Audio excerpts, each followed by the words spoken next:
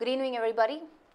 Welcome to our SSC CHSL Tier 1 Refresher Series for 2018 exam. Now, the 3 more weeks to go, 3 more weeks in a couple of days, 4th March. So, hopefully, you are being a part of these sessions, taking advantage of the various question types with respect to all the subjects that are covered in this exam.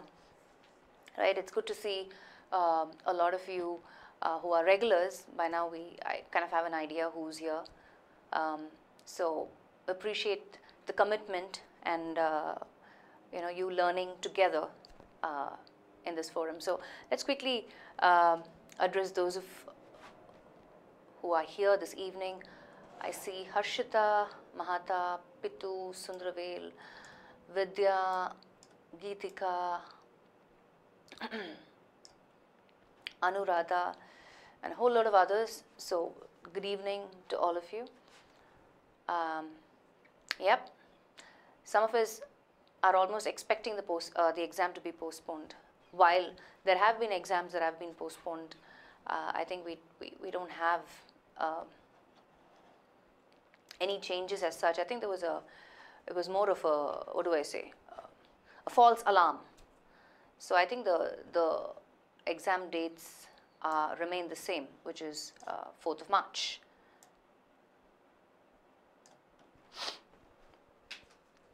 Okay, so you know the drill if you've been part of these sessions. So we'll get right to it without wasting any time. 25 questions for the English language section. If you've been a part of these sessions, every week we cover all the subjects, right? So you don't miss out on, and that's the standard pattern that we've been following, and we will follow the same pattern. Okay, so let me project the PPT and we can get started.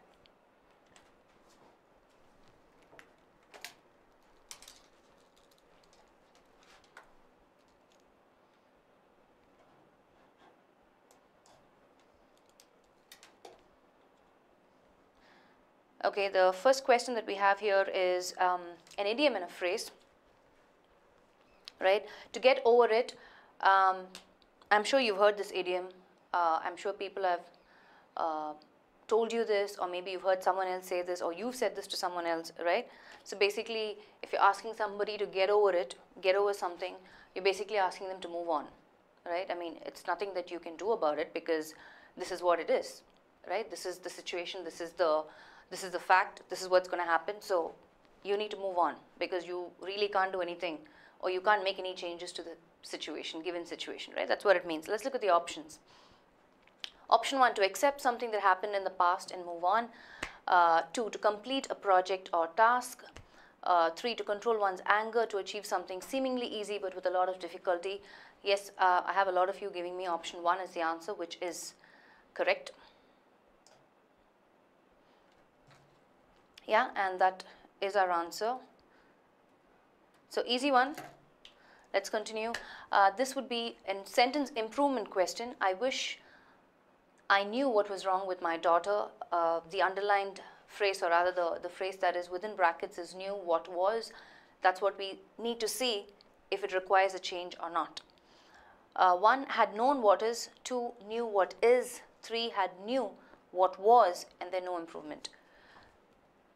So this is just with respect to tense, right? We can quickly eliminate option 3 because had is there, it has to follow with the verb 3, which is the past participle form of know, which is known, right? And I wish I knew what is. Both option 1 and option 2 have is, but we're talking about I wish I knew what was wrong with my daughter, right? The right tense here is I need was and not is. Again, the option for this would be Harshita is right. Anybody else who's given the answer for the second question?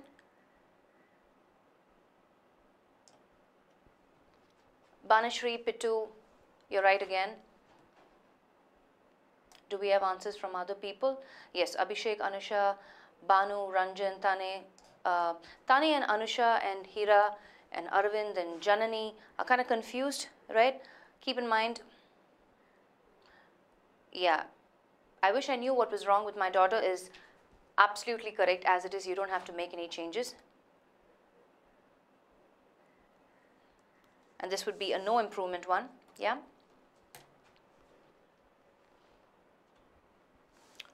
The next one is a one-word substitution. Extreme anxiety, sorrow, or pain.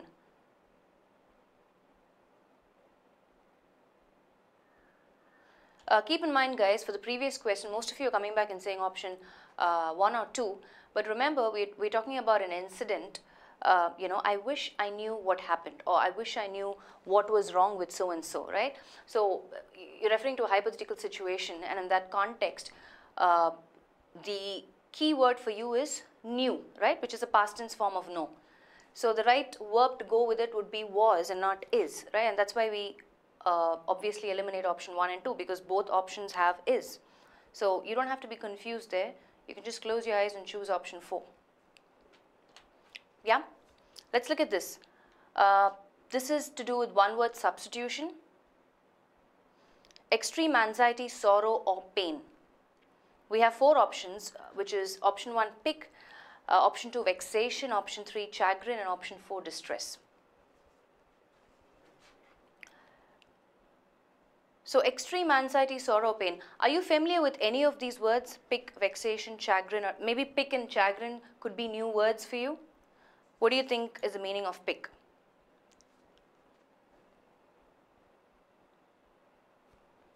Right? So if I say, my friend and I were, having a conversation, and suddenly he left in a fit of pick. What I'm trying to say is he was probably irritated with something I said, or he was annoyed with something I said, right? So he left in a fit of pick, meaning he was frustrated, he was annoyed, he was irritated. Vexation, we know that. It's again a synonym of pick, right? This person seems vexed with the situation, which means again he's frustrated with the situation, he's annoyed with the situation. It's a synonym for pick. What about chagrin? Right? Chagrin also is a synonym for pick and vexation. It's the same meaning, right? Maybe you were, again you were annoyed at being probably humiliated, right? Something like that. So all of these are pretty much synonym in meaning, which is pick, vexation, and chagrin, which is nothing but irritation, annoyance, resentment. Yeah? Some sort of displeasure at something. What about distress? Distress would be the right word because it's extreme anxiety, sorrow, pain. When would you say somebody is distressed? Right? It's almost like it's the extreme version of being irritated or annoyance. Let's assume that the annoyance or irritation is long lasting, right? Something that you're brooding over it, right? It's almost moving into anxiety state. Yeah, long suffering. So we're talking about an anguish, literally.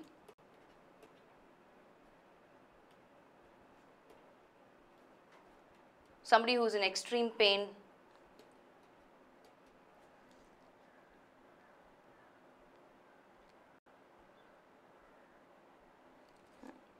Other words that I can think of is agony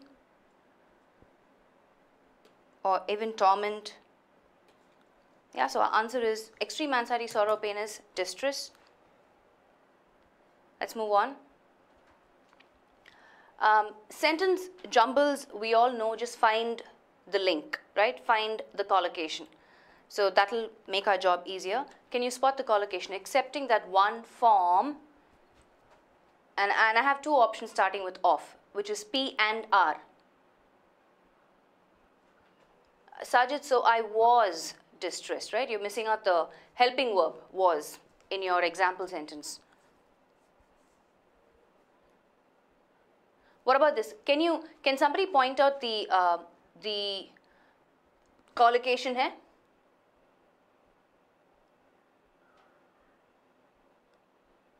In the sentence jumble question, can someone point out the collocation here? What's the collocation?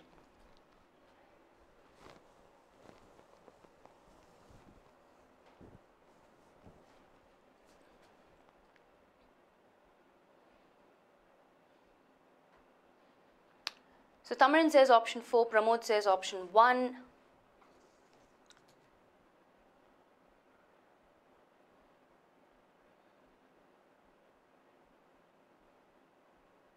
Not really, Ayushi. Think. Look at the context and tell me what the link is. Anybody who can give me the link.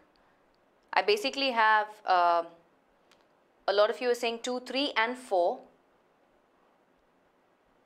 Yes, Chandra. That's right, right? The collocation here is opens the door, right? We've heard people say this. What does this expression mean? It's almost like a phrase, right? Opens the door to something. Means what? To make something possible, right? So which is the clue there? Which means PQ is a link. Right? I'm good, Gayatri. Yeah, PQ is a link. And that's why we know it cannot be option 1, 2 or 3, but it has to be option 4. PQR is our context, okay? So opens the door. So let me give you an example. So let me put down what it means to make something possible.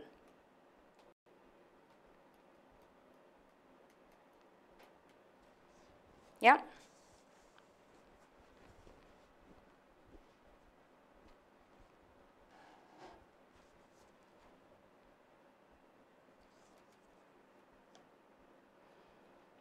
Let's say many candidates are hoping that this exam will open the door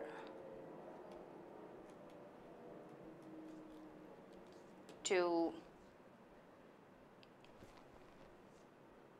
lucrative job opportunities, right? So again, open the door to something, meaning to make something possible. I just give you another example. So accepting that one form of price discrimination is okay opens the door to all other forms of discrimination as well. So that's our context, so you know that it cannot be any other option. So that's why it's important for you to be familiar with, you know, phrases that are used commonly, that are used repeatedly, which is nothing but associated words coming together. And that concept we just saw, you know, I think yesterday or day before yesterday. If you were part of my session for collocations, you'll understand what I'm talking about. Let's move on. Synonym of dare. We know this word, it's a simple word. I dare you, Shravan, to give me the answer in the next 20 seconds. Right? So out of the options given, cohort is one word. Yeah, cohort, taunt, patronize, chum. Yeah, I understand your frustration, Akshay. A lot of them, you know, would be comfortable if I took it in their first language, which could be Hindi, Tamil or Telugu.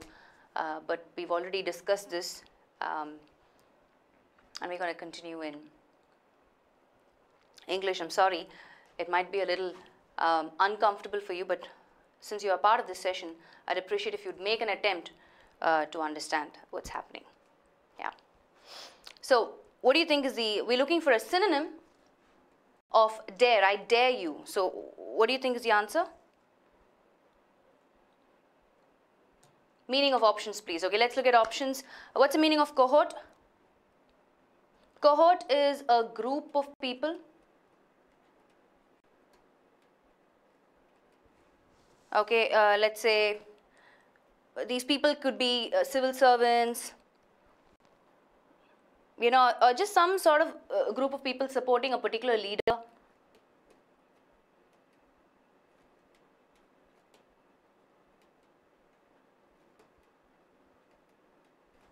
Okay. What's to taunt?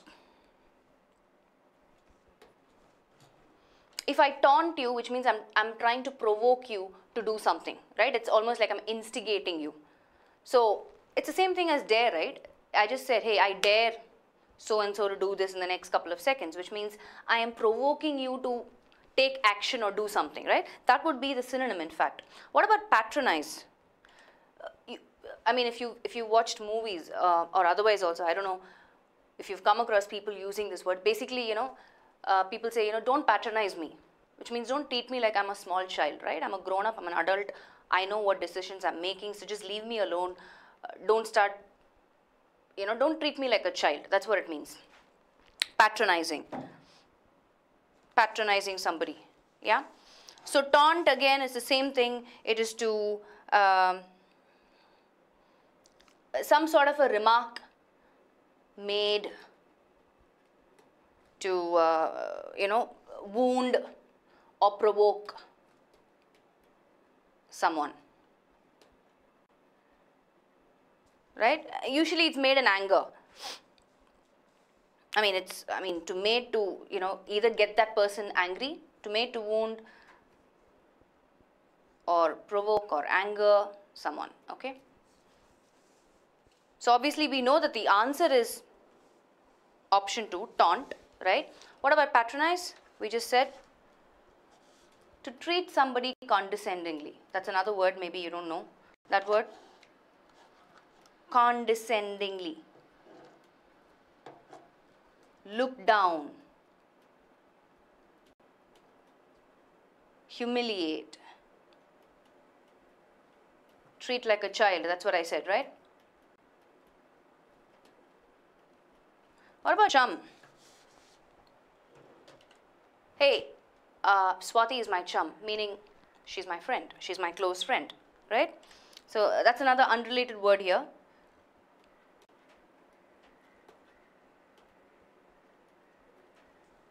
Like a friend or a companion.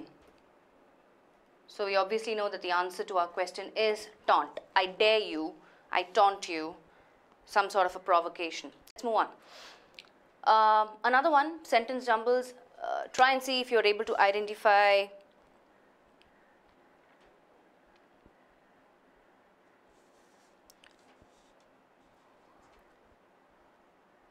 the link. 7 decades ago, Orwell wrote a clutch. This is an easy one, shouldn't be a problem at all.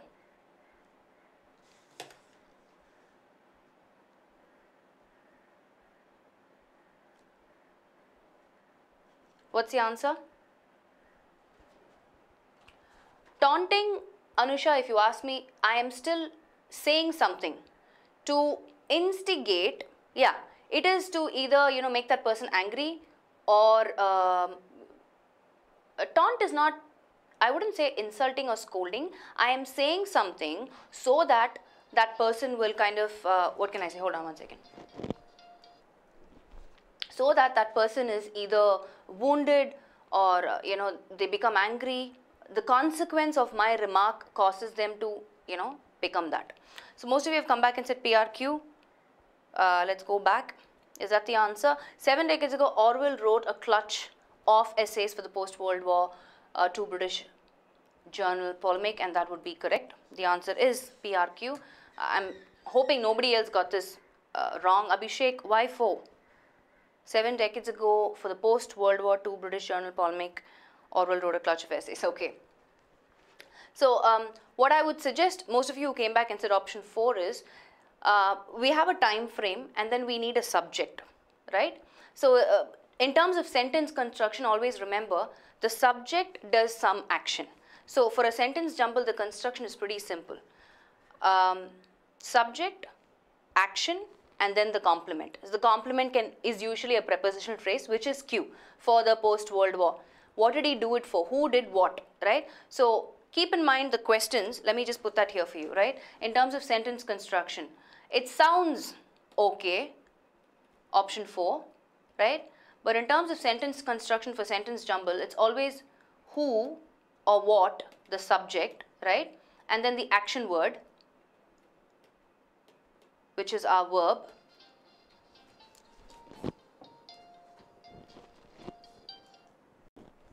Right? And then the complement, which is not complements, complement, which is the additional information.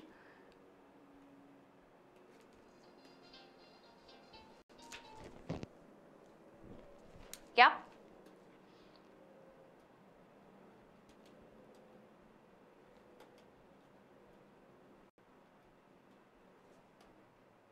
provided to complete the sentence, right? So keep this in mind so you don't get confused and pick the wrong option. Okay? Those of you who said 4, Jasmine and Kavya and some others. We're going to move on.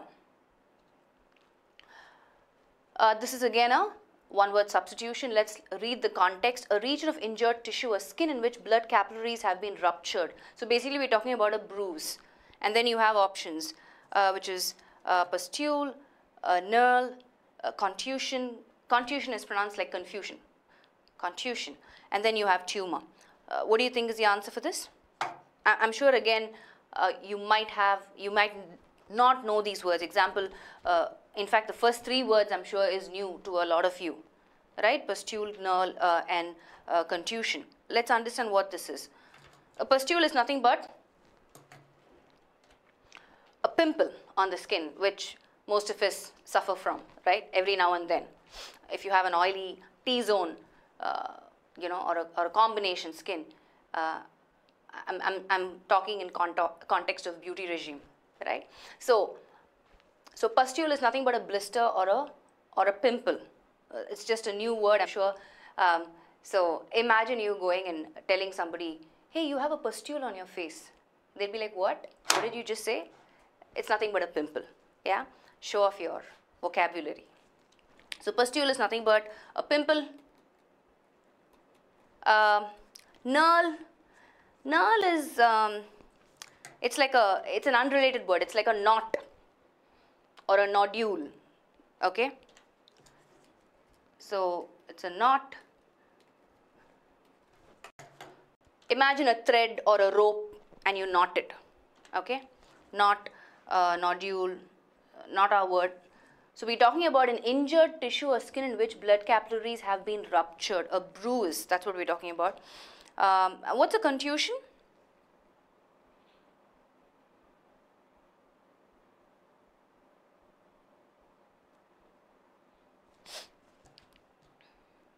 A contusion, on the other hand, Janani, why don't you just change your resolution? A contusion is our answer, in fact. A region of injured tissue or skin in which blood capillaries have been ruptured, a bruise. That's a contusion. Okay, so that's our answer. So what's a tumor? We're familiar with a tumor, right? Some sort of a cancerous growth. We know that. I think that's the only thing that we're familiar with. So guys, it is not option 4. The answer for us, see, a bruise is completely different from a tumor. A tumor, a bruise is, let's say I fall off my bike, right? And I get bruised. So when you say I'm bruised, which means my skin is torn, and see, that's what it says, tissue or skin in which blood capillaries have been ruptured, right? That's a bruise. A tumor is an extreme condition. We're talking about cancer here. So that cannot be our answer. So the answer is contusion. Tumor is cancerous growth. So don't be confused. Understand the context. Injured tissue or skin has been ruptured, a bruise. Yeah? So don't just go with the word that you're familiar with, right? Oh, okay, out of all the 4 options, all the other 3 options are new. I'll pick tumor. That should be the answer. That's not how it works, right? I think so, Janani. It's only for you. Let's look at the next one, idiom or phrase. To get up on the wrong side of the bed. I'm sure you should be familiar with this, right? Imagine if you're coming to work or if you're going to college and you are grumpy all day. What's the meaning of grumpy now? Grumpy is another word. Grumpy means irritated, frustrated. Maybe you had a fight with your brother or your parents at home and you're in a really bad mood, okay? And you carry that mood the whole day. That's what it is, this particular phrase. So, somebody comes and asks you, hey, Chandra, what happened? Did you get up on the wrong side of the bed? Why are you so grumpy? Why are you so angry? Why are you so irritated? Why are you so frustrated? Yeah. So if you look at the options, option 1 says to find oneself in a strange place when one wakes up, especially after drinking a lot previous night. Option 2, to start the day in a bad mood which continues all day long. 3, to argue with your spouse. 4, to roll a lot in bed while sleeping. So Divakar says option A, Preet says option 2, Atira says bad day, which I will take it as option 2. So having explained the context, what do you think is the answer? I think it's important that you guys start using these idioms. These are pretty much, see, idioms basically enrich your conversations, right? It shows that you have good vocabulary, expanded vocabulary, and idioms are very much a part of the English language, right? They add a lot of richness to the language. So I'm just surprised that most of you are not aware of these idioms. You should in fact start using it conversationally. Yes, the answer is to start the day in a bad mood, which continues all day long, right? That's our answer. So to get up on the wrong side of the bed. So the next time you find a friend or a relative or a family member, you know, being very irritated or annoyed or grumpy or angry, you can probably ask them, did you get up on the wrong side of the bed? What happened? This prevails before and after graduation. No problem, Divakar. Let's move on. Antonym of snag. Okay, I'm sure snag could be a new word again. What are our options? Hurdle, boon, bug, glitch. Hurdle, I know. Boon, I know. Bug, I know. Glitch, I know. I don't know if you know. I know. So let's quickly look at what these hurdle, some sort of an obstacle, right? The only thing that comes to my mind is sports, hurdles, right? That's a block. I have to jump over that and sprint and run, whether it's 200 meters or 400 meters, yeah? Boon, what's a boon? Something that's beneficial, something that's good, something that's helpful, right? Remember, boon or bane, you have all these essay topics, right? Even GD topics, boon or bane, so we know what boon is.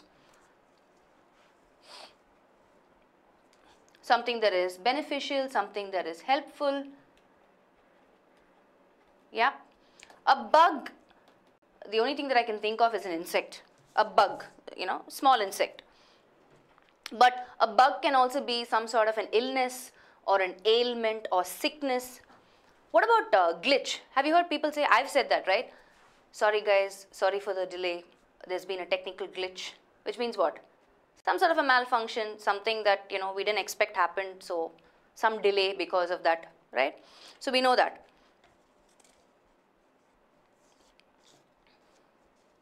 So now, having said that, what's it going to be?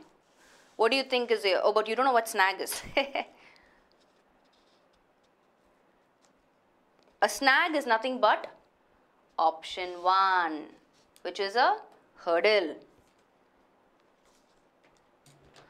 So it's almost like a unexpected or hidden obstacle, like a drawback, right? I'm sorry, there's been a slight snag, which means it's a hurdle. Now, most of you are coming back and giving me option 2. I'll tell you why. Because if you are looking at this question paper, this is in fact, I forgot to mention this, I'm sorry. This question paper is the Feb 8th, session 1 question paper. Yeah? It can be anything, Mahata. Question 1, and in that, the answer solution is incorrect for this question. The answer solution that is given is 2, which is incorrect. Boon is something beneficial. Snag, on the other hand, is some sort of a drawback, some sort of a hurdle, something that's not letting me move forward, right?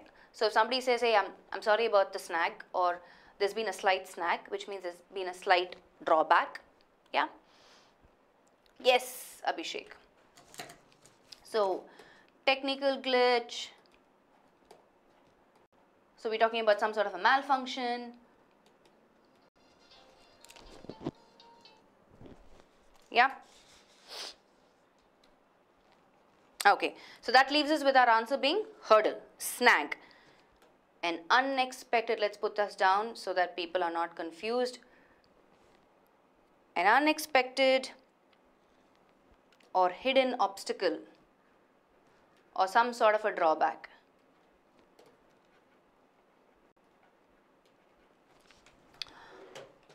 You know, I think Vikas, one of the ways in which we can do that is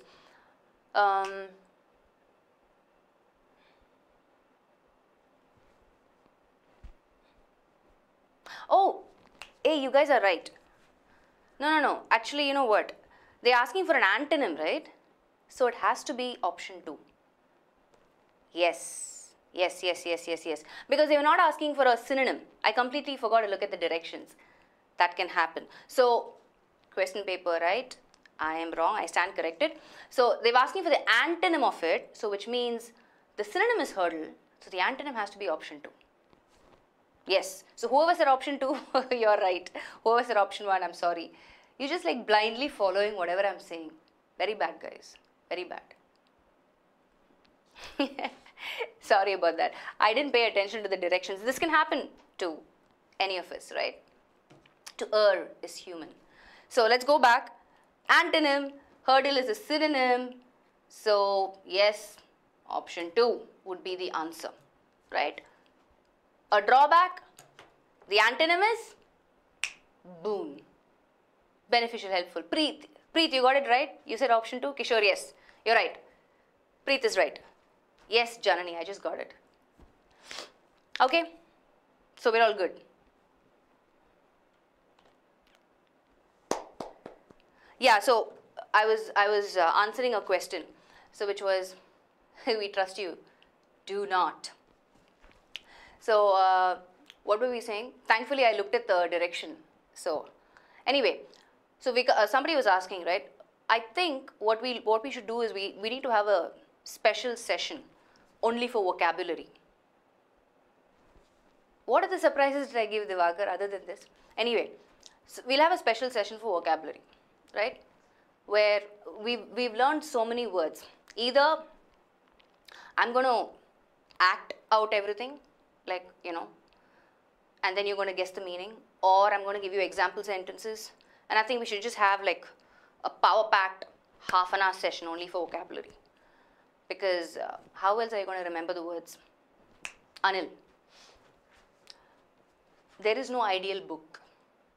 I mean, if you ask me, there are a lot of books in the market, but I don't know if it's ideal, right? So, I keep repeating this. The only way for you to remember words is to start using them, one, in conversations. Pustule, you have a pustule on your face. Stop saying pimple, start saying pustule. It might sound weird, it might sound funny, but that's the only way you can remember or register or retain new words. Yeah? So Vikas, I will keep you posted, or you will know. Yes, Neeraj, thank you. You will know when we'll have a session. We'll have a session on vocabulary. We're anyway having these booster sessions, right? For SBI clerk, so maybe you want to be a part of that. Read the Hindu, read, just read. Read something. Let's move on. To delude. Okay, let's underline the direction again and again. Synonym is what's asked. Options: hoodwink, conscientious, scrupulous, and bona fide. Right? So, hoodwink. Maybe that's a new word. So, what is to delude?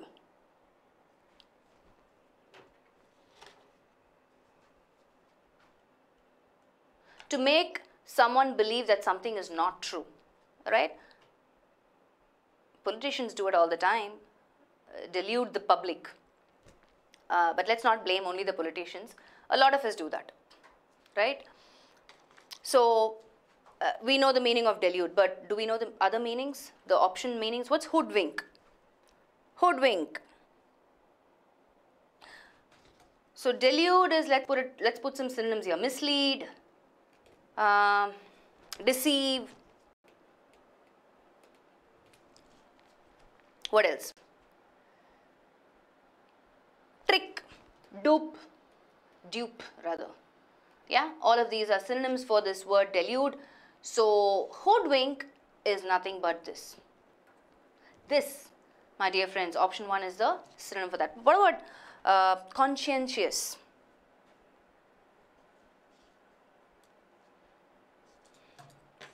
So, you call somebody, you say, hey Vaishali, I think you're very conscientious, which means you're somebody who likes to do your work thoroughly. You know, you're very duty bound, right? So that's conscientious. That's not our word. So someone who does their work thoroughly, right? Or just well, really well.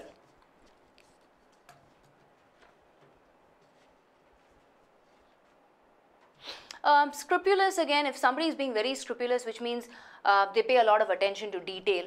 Yeah, they're very careful, they're very meticulous. So scrupulous, again, you might know somebody who's very scrupulous, somebody who's very, again, careful, thorough, almost synonym to conscientious. Extremely attentive to details.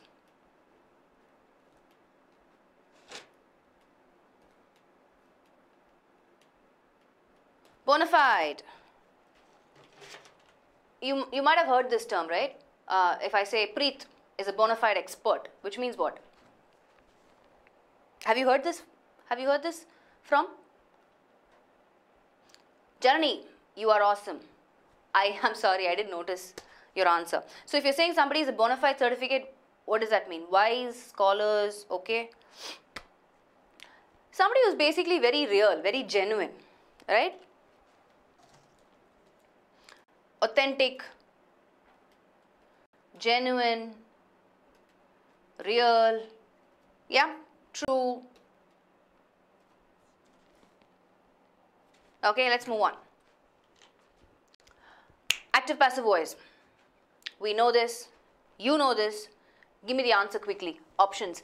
The candidates are writing an essay.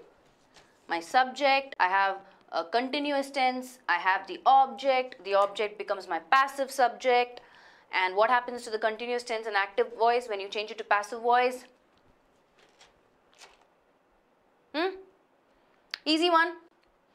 Yes, Tamarin, you rock as always. The first one to give me the answer, and it's the correct option. Yeah, it's an easy one. We know when we have a continuous tense, it has to be being plus the verb 3, right? Past participle form, and that option is available only in option 2. An essay is being written by the candidate. So let's not waste time, let's move on. Next one is indirect direct speech. Bunty said, I have done my classwork. So we know this is a direct speech. The options, we'll have to pick the indirect speech one. I have done, which is present perfect tense. So when I'm changing direct speech to indirect speech, present perfect tense becomes what? Give me the answer. Present perfect tense becomes past perfect tense. So give me the answer from the options. Yes, I know. Pretty easy because. Janani, Janani. No, that is wrong, Janani. For the fourth, are you giving me the answer for the direct indirect speech?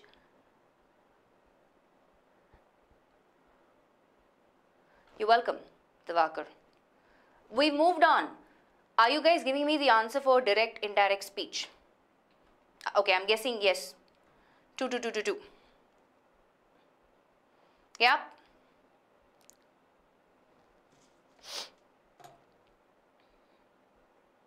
And you guys will be correct. But the first one, you know, sometimes they say that that is not necessary. You can remove that, which was a change that came kind of recently. Not recently, a little later than the first one. So we'll go with, we'll stick to the, what do I say, the authentic one. Before the change of, you know, you can remove that sometimes in indirect speech, they say, right? So we'll stick to the original one, which is option 2. Bunty said that he had done his classwork. Yeah, so present perfect tense changed to past perfect tense. So obviously, we can quickly eliminate 3 and 4, and we're just going with option 2. Moving on. Again, it's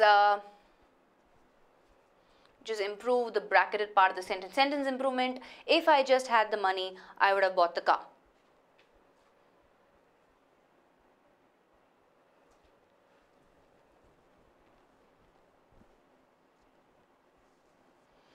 Options are, I mean, the phrase that is within brackets is just had. Options are have had, was having, had. What do you think the answer is going to be?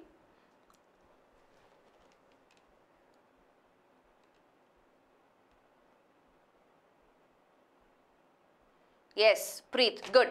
Omit just, right? We don't need that. If I have to kind of construction-wise improve the sentence, it will be option 3. Not if I have had, Tamirin. Nope, nope. If I even have to say that, I would rather say if I had had the money. I would have, right? Third conditional. Past perfect tense and then would have in the second clause, right? So not have had. The answer will be simply part 3. If I had the money, I would have bought the car. I don't have the money, unfortunately. Okay? Are you guys following? Had would be a better option as compared to have had. If I had had the money, I would have bought the car, or if I had the money, I would have bought the car. Not option 1. Yeah? I want you to recollect conditionals, right? Any sentence starts with if, it's a hypothetical statement. If conditionals. First conditional, second conditional, third conditional. What are the forms? What can I do? Why not 1? Simply because of the conditional forms. Go back to the conditional forms and just go through the construction of the sentence. Okay? Next one, antonym. Underlining, antonym, antonym, antonym. Diligence. Somebody who's being diligent. What does it mean? I believe that Kiran is very diligent in what he does. Means what? Kiran is very diligent in what he does. Which means, again, he's very careful. He's very thorough in what he does. Right? That's the meaning of diligent. Someone who's earnest in their work. So having said that, let's go back. We're looking at an antonym. Lethargy, we know. Lethargy means lazy. Okay. Exertion. Have you heard people say, hey Sagar, don't exert yourself here. Just chill, relax. What does that mean? Exertion means putting too much of effort. Right? So, it can be either physical or mental effort.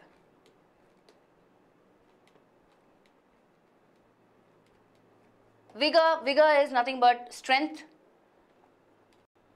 Right? We're talking about stamina, we're talking about fitness. Yeah? And this is a word probably you have no idea, right? Assiduity. What does that mean? Assiduity is paying attention to what you're doing, close attention to what you're doing, right? It's almost synonym with diligent. But do we need a synonym? No, we need an antonym. So assiduity, let me put that down. Constant or close attention to what one is doing. So Janani, you're giving me the synonym because we just saw diligence is nothing but being attentive. The same mistake that I made in the previous question. Thorough. Right? Earnest. Somebody who's careful. Sorry. Yeah? So having said that, what's our answer? Geetika, again, you're giving me the synonym of diligence. Now that you know the meaning, you should know, right?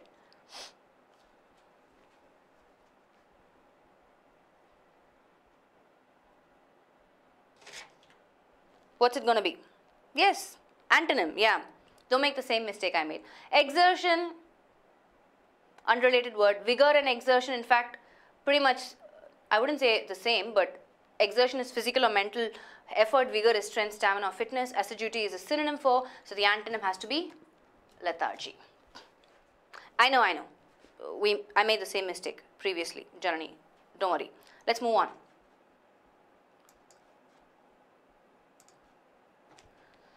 Okay, what do we have next? Fill in the blanks, single blank. The relocation of the car factory to our struggling town is an economic dash.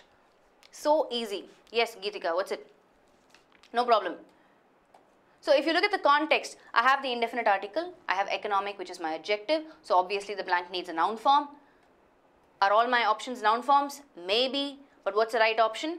the relocation of the car factory to our struggling town. Understand the context, right? Which means this is something, it's a good thing that happened, right? Our town is struggling.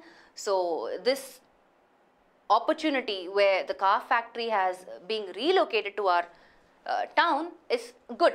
Is good for us, is beneficial for us, is helpful for us. And the word is, we just saw what the meaning of boon is. Otherwise also we know the word is an economic boon. Yes, easy one. Not good, not donation, not present.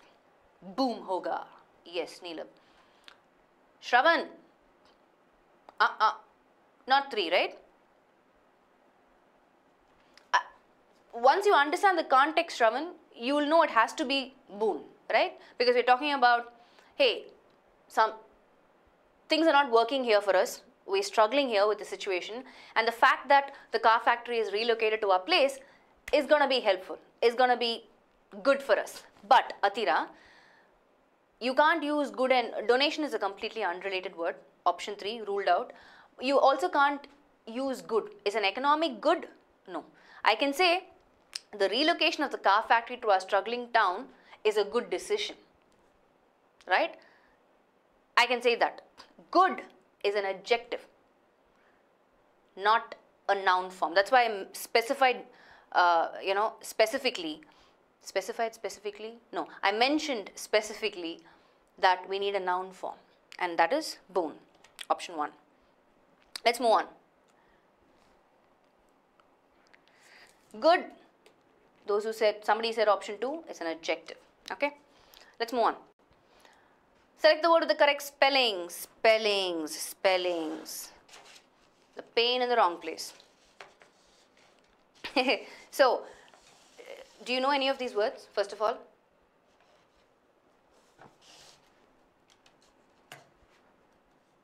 Thrasher.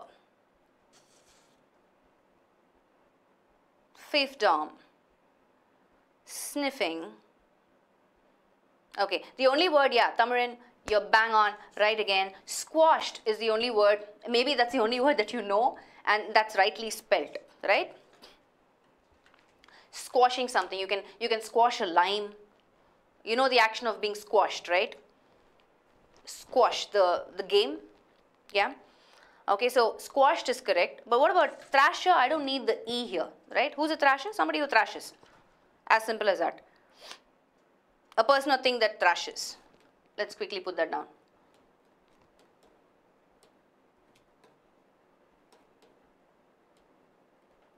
What's a thrash, by the way? Have you heard somebody say, I'll thrash you? Which means what?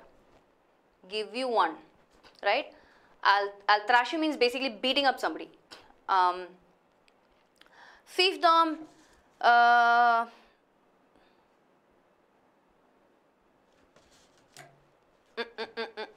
it's almost like, how do I put this?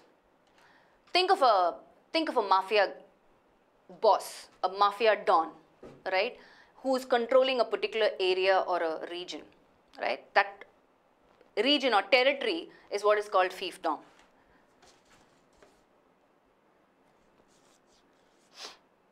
Yeah, so let's say a territory or a sphere of operation. Okay, that's a fiefdom. Obviously, it's controlled by some guy. It can be a person or it can even be a group. Controlled by a particular group or a person.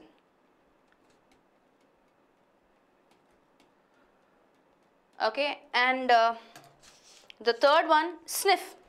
Sniff is to what? Breathe in, inhale. Dogs sniff. You know that, right? So it has double F. Yes, correct. So Pramod, you're right. So S-N-I-F-F-I-N-G, and fiefdom, there's no S there. And again, you don't have an E after the second F, right? It's F-I-E-F-D-O-M. Okay? So that brings us to our answer, which is option 4. In fact, you can have more than one territory. It's just singular plural. The only, so fiefdoms is also fine, like Anup said, but there's no E right there. Okay? Let's move on. Spot the error. A heart was pounding as he stopped in front of her. As soon as you read it, you know where the error is. This one, right? A heart was pounding. Maybe Maybe these guys like each other, they haven't spoken to each other, and when this guy is coming and standing, her heart was pounding, meaning it's beating fast. Oh, what's he gonna say? What's gonna happen? So her heart was pounding as he stopped. Just remove the E. Just remove the E, alto, after the second F. Yes, that's it. Preet. Bang on. Her heart was pounding as he stopped in front of her. Easy one. Let's not waste time. Option part C is where the answer is. We're going to move on. Next one. He only plays a subsidiary role in the management of this organization. What does that mean? Where is the error?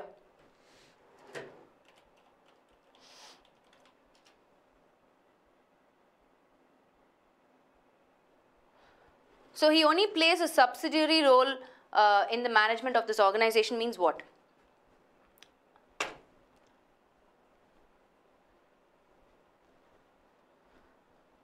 Yeah, what about the next one?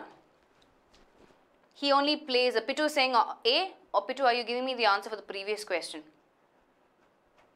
We moved on to the next spot theatre question, guys. Are you there with me? Plays, what's wrong with plays? 1, 1, 1, 1, 1, 1, 1. Venkata says part A. Sneha says part A. So basically, most of you are saying part A. One or two of you are saying no error. Vamshi says part C. What's wrong in part C?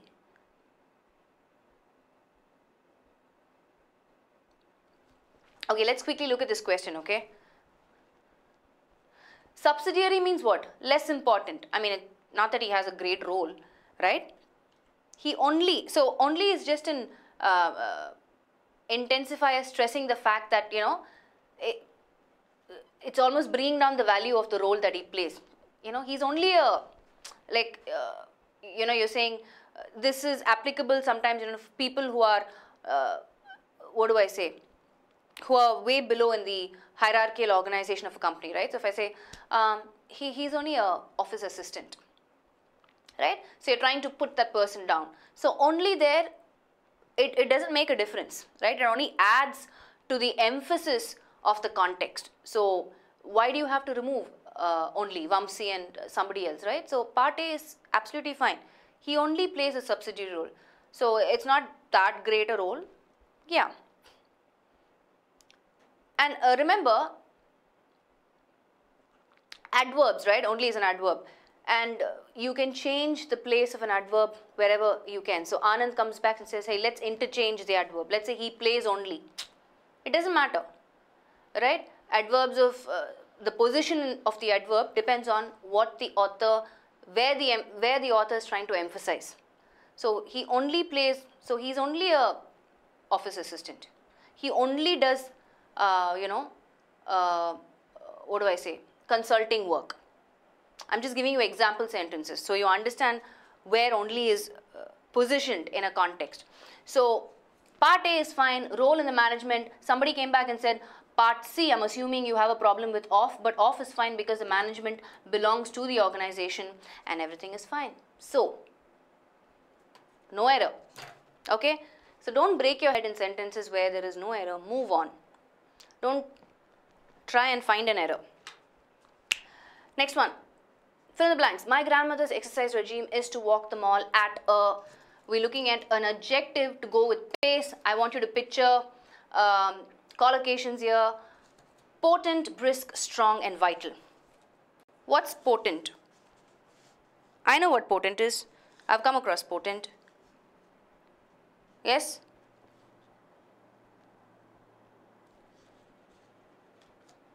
Potent is having great power, influence or effect. Right? Is that the word that we need here? Something that is powerful,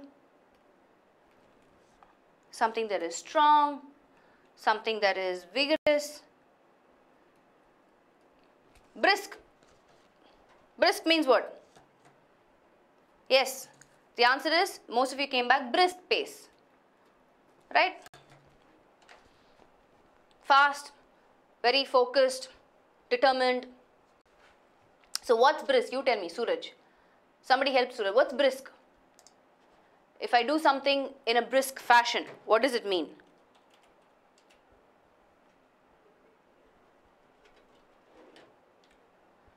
We're talking about, can you finish this work briskly? Which means, can you move it, right? Can you just be energetic and finish it quickly, fast? And in this context, we're referring to the grandmother's exercise regime being very active and energetic, right? So that's the meaning of brisk. Active, energetic. Yeah. Strong pace is not a very ideal collocation given the context. Vital, we know, important. Again, an unrelated word in the context, right? So our answer is brisk pace, and that's the collocation. A brisk walk, yes. See, imagine Shanavas, not Shanavas, sorry, who was it? Madhusha. A poison can be potent, right? Like a strong poison or a powerful poison. So try and associate potent with words that usually it gets associated with. So I wouldn't say potent is stamina. No. Referring to something that is powerful, something that is strong, something that is vigorous, that would be potent. And the most commonly associated word to potent would be poison. A potent poison, a powerful poison. Yeah? Hi, Pratap. Okay, let's look at the next one. Spellings.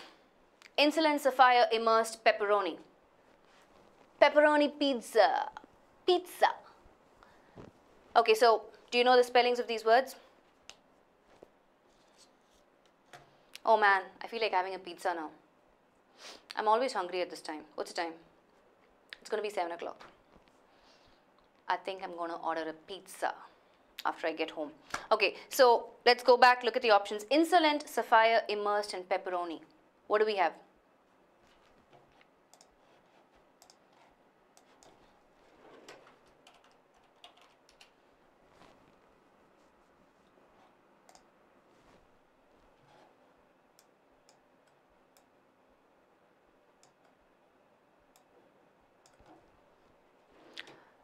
Sorry, Pramod, I missed your question. What's regime? Regime is any activity that is done in a certain way, right? This is Atira's study regime. This is how he allots time to prepare for his exams, right? This is his study regime, which means a certain activity is done in a certain way. A regime also has different meanings. I just gave you one meaning. You can look up the word. Right? And in other contexts, a regime is, another, like a sort of a government. That's also a regime, a political regime, right? You must have heard that collocation as well. So I have answers. I have 3 and 2. Let's go back to the context. Sapphire, my dear friends. Okay, insolent, I don't need this E. What is insolent? What's the meaning of insolent? Anybody? Rude, impolite, uncivil.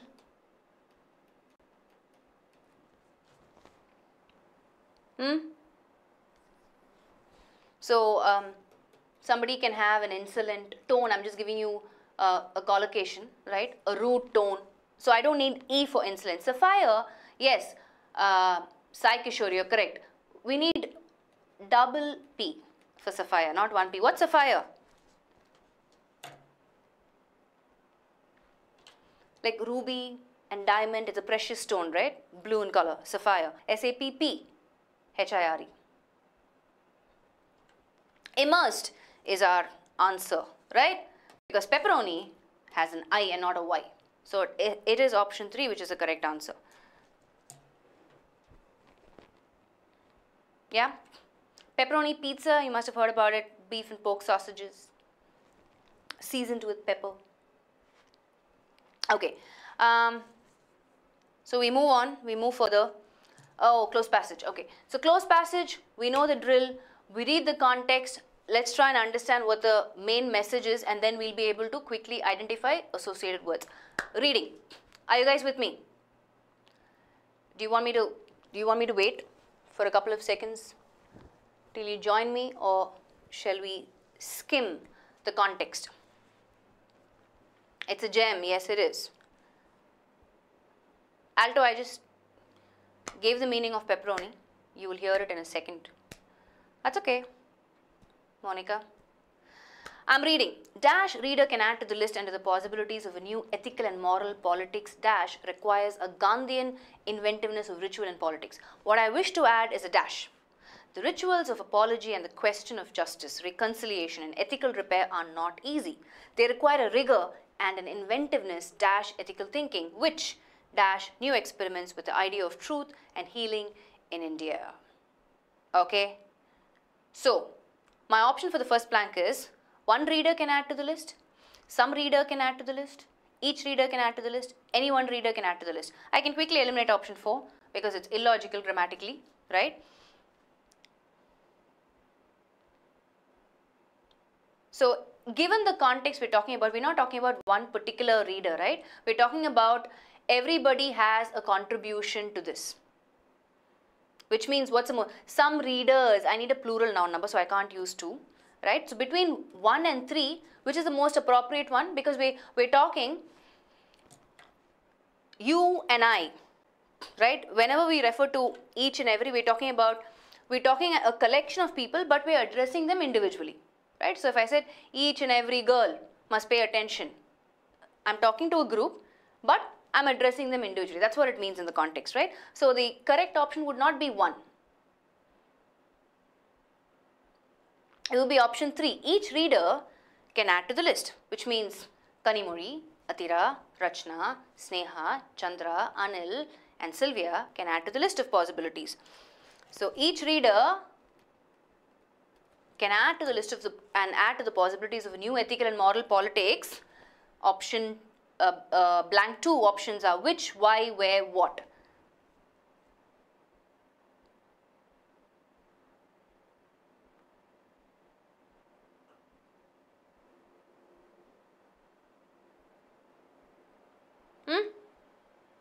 What's the answer for blank 2?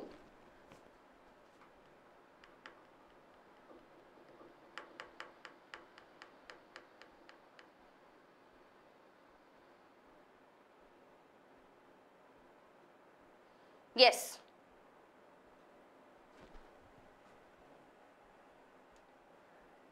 But that's the problem, no. Because it's single, I can't use it because I am addressing more than one people. I'm addressing a group, in fact, in the context. That's why I can't use 1. That's what I'm trying to say.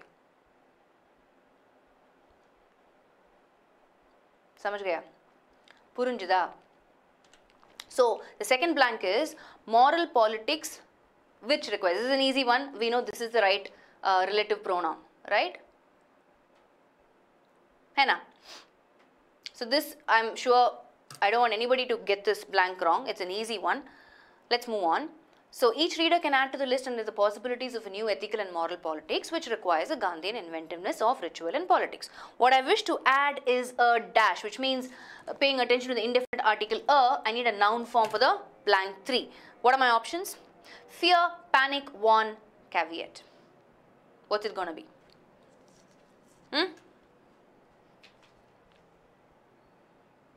I want you to pay. The reason why I underline this is there is a reason. Kanimuri, Purinjadu. N is missing.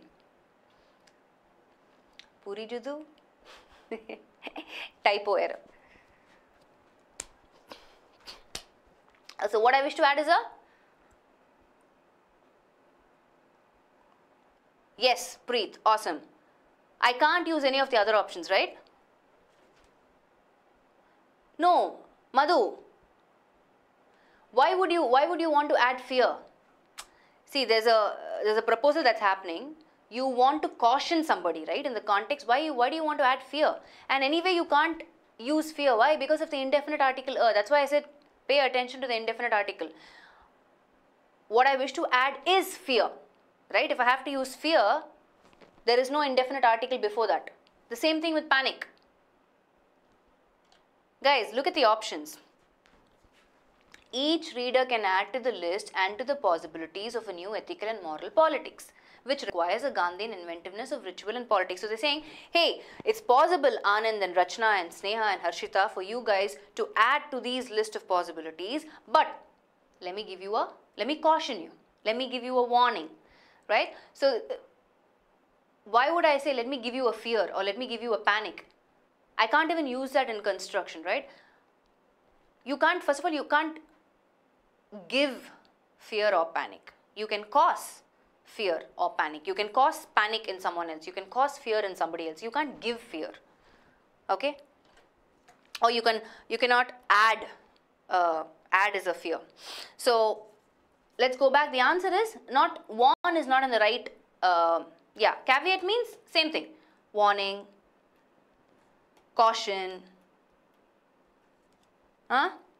like you're raising a red flag. Hey, but guys, watch out, right? So warn is not in the right form. Yes, I need warning, which is caveat. Okay, that's right, alto, right? I need warning, and caveat is nothing but that. Got it? So it has to be option 4. The rituals of apology and the question of justice, reconciliation, and ethical repair are not easy.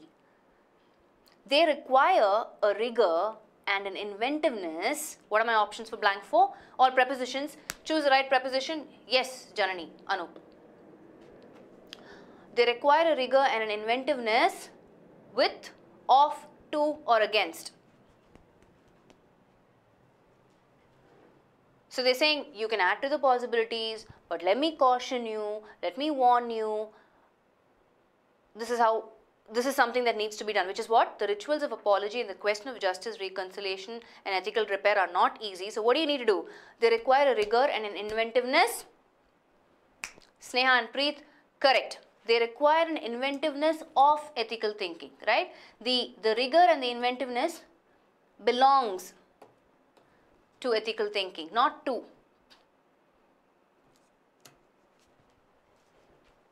So basically what they're saying is ethical thinking is what is required, but to that add rigor. Rigor we just saw,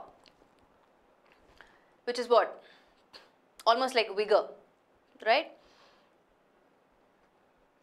See, something is required and ethical thinking is a good thing, right? Venkata, this is for you.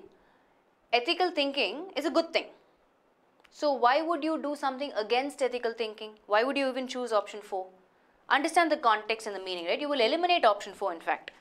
And you're not talking about something is required along with ethical thinking. The rigor and inventiveness of ethical thinking. It's like saying, how do I put this in context? Let me think. Inventive. To be inventive means what? Creative. New ideas, original, fresh, right? So they require a rigor, which is vigor, passion, and an inventiveness, fresh ideas, new ideas. Don't be conventional, think modern, of ethical thinking. Which, of is the right option, guys. Not with, yeah.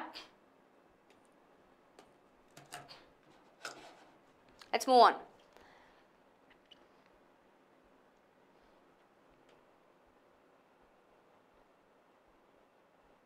See, I want you guys to connect these sentences, okay? Everything is connected in close passage. So the previous sentence is saying, the rituals of apology and the question of justice, reconciliation, ethical repair are not easy. So what do you need to do for that? This is a problem. The solution is, this is what you need. They require a rigor and an inventiveness of ethical thinking. These two components belong to ethical thinking. That's what's required, which dash new experiments with the idea of truth and healing in India. Our last blank. What are the options? Necessitate, ask, take, and oblige. What do you think is the right answer? Which?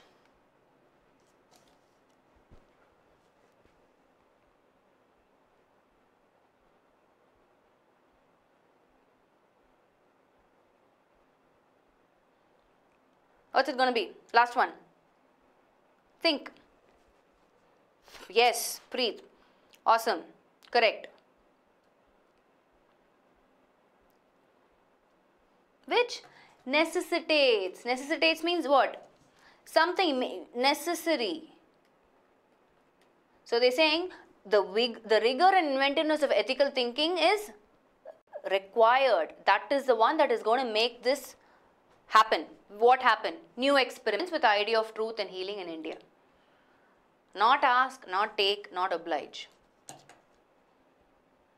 Obliged, some of you came back and said obliged. When are you obliged to do something? Like you're indebted, right? Somebody helped you in a time of crisis, loaned you some money, but you haven't been able to pay. So when an opportunity arises to help them, you're obliged to do that because they helped you in your times of need. That's not the context here, right? So why would it be for? Janani and others who are saying for. Which oblige you? No. Which makes it necessary for these new experiments to come into play with the idea of truth and healing in India, right? The answer is 1, not 4. Necessitate. Now let's read. So let's complete the context. Each reader can add to the list and to the possibilities of a new ethical and moral politics which requires a Gandhian inventiveness of ritual and politics. What I wish to add is a caveat. Oh, sorry, was this the, yeah, correct. Caveat.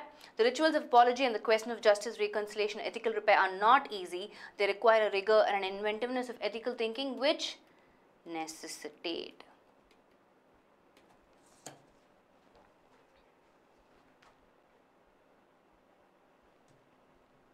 Yeah?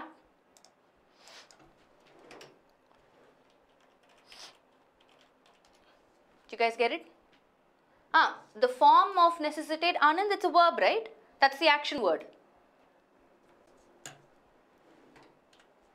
That necessitates, that makes it possible for new experiments with the idea of truth and healing in India.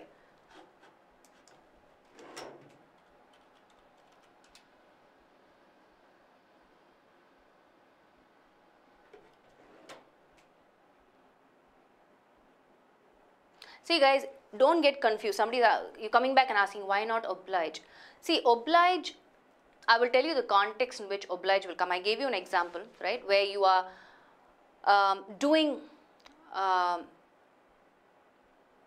somebody may ask you to do something, right, so, and then you're obliging, which means you are, to please them, in order to help them, you are agreeing to it, right? That's being obliged. That's not the context here.